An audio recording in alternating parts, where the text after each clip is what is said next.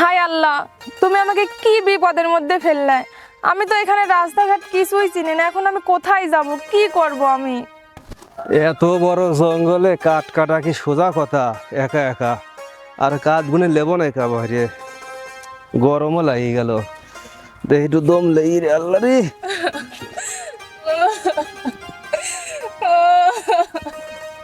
কি ব্যাপার? এই অরণ্য জঙ্গলে মেয়ে মানুষের কান্নার আওয়াজ, আমি তো কিছু বুঝতেছি না কোন দিক। আচ্ছা তাদের যাই তো, বিপদে পড়ছে নাই কেউ? আল্লাহ, এখন আমি কোথায় যাব, কি রে, কি এই তো। করব আমি? কি ব্যাপার?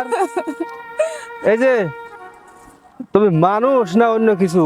এই এত বড় জঙ্গলে তুমি কাঁদতে চাও কিসির লাগে? তার আগে বলেন আপনি কে? আমি তো মানুষ। দেখেন, আমি একজন অসহায় মানুষ। এই পৃথিবীতে আমার আপন বলতে কেউ নাই। আচ্ছা, আপন বলতে তোমার কেউ নাই এটা বুঝলাম, কিন্তু এই গভীর জঙ্গলে তুমি কিভাবে এলে? এটাই আমার সুযোগ, আর এই সুযোগে আমি হাতছাড়া করতেই চাই না। এটাই আমার একমাত্র আশ্রয়ের জায়গা। তুমি মনে মনে কি বলছো? তুমি আমাকে খুলে বলো, আমি তো তোমার ভাইয়ের মতো না?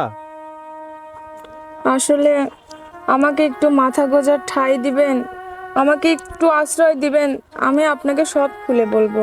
বোন রে, আমিও তোর মতো একজন গরিব অসহায় মানুষ। আমাদেরও সংসার ছিল, আমার ভাই ছিল, বাবা ছিল, সবই ছিল।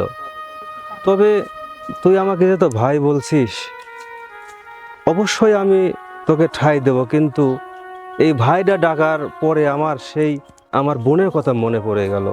কিন্তু যাই হোক, কোন এক সময়। আচ্ছা, তোকে আর এত কথা আমি এখন বলতে যাচ্ছি না। তুই খুব ক্লান্ত, তোর বিশ্রামের প্রয়োজন।